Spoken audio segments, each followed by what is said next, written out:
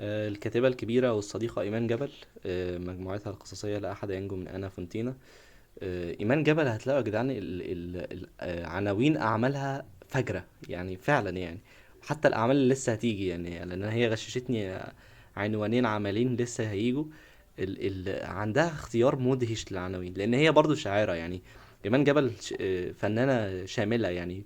روائية وشاعرة وكاتبة قصصية زي ما انتم شايفين كده. آه، و وكاتبة عالمية وبتروح السعودية وبتعمل حاجات حلوة كتير يعني.